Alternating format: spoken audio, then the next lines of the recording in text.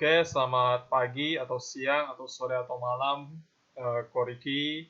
Perkenalkan, nama saya Chayan Rington Hwan dengan NPM 1931107. Saya tidak mewakili kelompok saya karena kami presentasi akan secara sendiri-sendiri. Hari ini saya akan mempresentasikan aplikasi akuntansi yang sudah kami buat. Jadi aplikasi ini bernama Akunmi ya. Di sini saya login dulu, jadi username-nya itu dimasukin admin, passwordnya 123455678. Setelah itu kita tekan login. Setelah login, di sini ada tampilan awal, ini ada dashboard. Dashboard itu seperti home ya. Jadi di sini kita bisa lihat updatean terbaru ya. Ada jurnal umum, besar, neraca saldo. Ini hanya yang baru-baru aja gitu. Untuk melihat lebih detail bisa dilihat di bagian sini.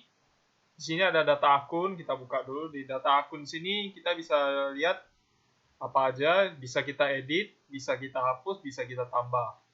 Di sini ada banyak lah ya, beberapa. Ada 14. Setelah itu kita ke jurnal umum. Di jurnal umum di sini kemarin kami buat yang November 2019 dan November 2018. Di sini kita bisa lihat jurnalnya. Nah, ini adalah jurnal umumnya. Kita bisa kembali. Karena aja jurnal umum yang ini.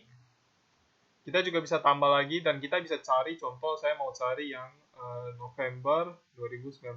Cari. Nah, dia bakal ketemu.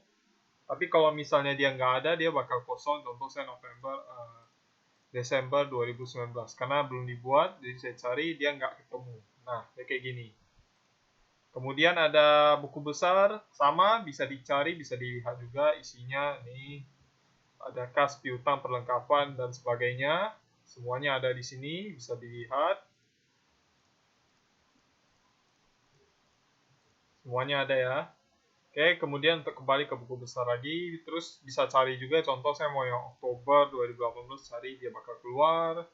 Kemudian ada neraca saldo, di sini sama seperti yang sebelumnya, kita bisa lihat dalamnya seperti ini. Kembali ke neraca saldo, bisa juga dicari, contoh saya mau yang Oktober 2018, cari, bakal ketemu juga. Kemudian kita kembali, yang terakhir yaitu bagian laporan. Di sini kita bisa cetak laporan. Jadi tadi terjadi kesalahan pada bagian cetak laporan. Di sini saya sudah perbaiki bersama teman-teman saya. Dan di sini saya akan contohkan contoh saya ingin mencetak laporan pada November 2018. Saya tekan cetak laporan. Kita tunggu sebentar. Maka dia akan pergi ke laporannya. Di sini bisa di-download atau di-view saja. Jadi di sini ada laporan semua dari yang pertama sampai yang paling bawah, yaitu neraca saldo.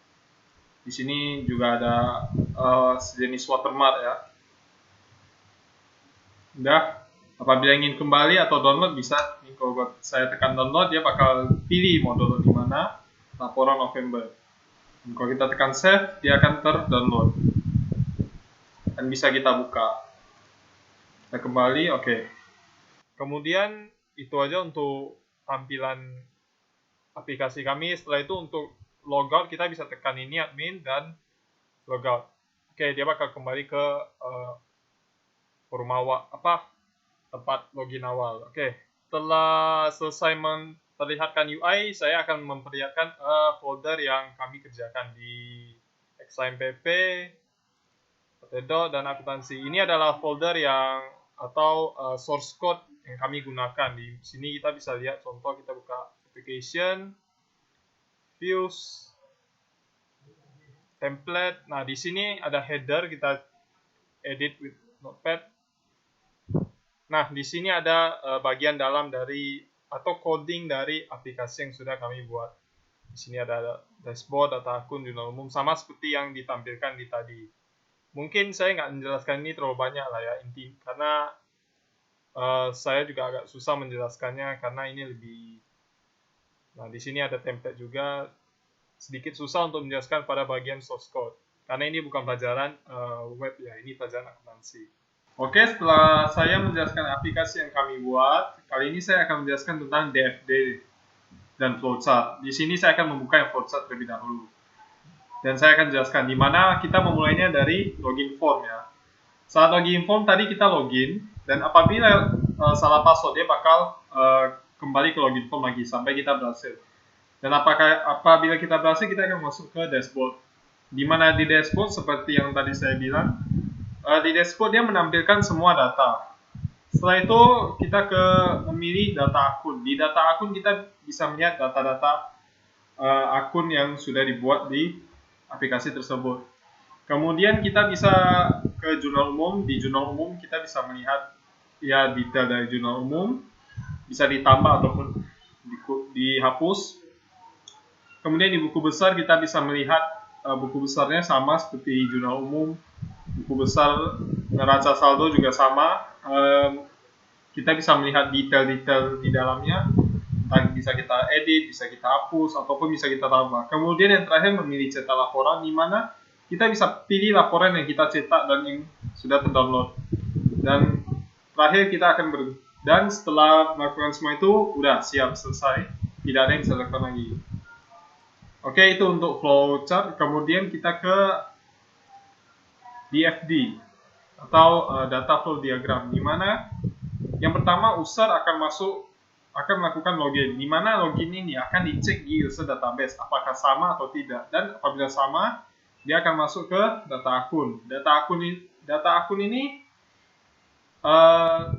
akan menuju ke jurnal umum. Setelah di jurnal umum kita bisa memilih mau ke neraca saldo, cetak laporan, ataupun buku besar. Dan setelah kita melakukan hal yang sama seperti tadi, kita sudah tidak bisa apa-apa lagi, karena kita hanya bisa mengecek dan mencetak laporan apabila ada sesuatu perubahan, ataupun kita ingin cetak laporan.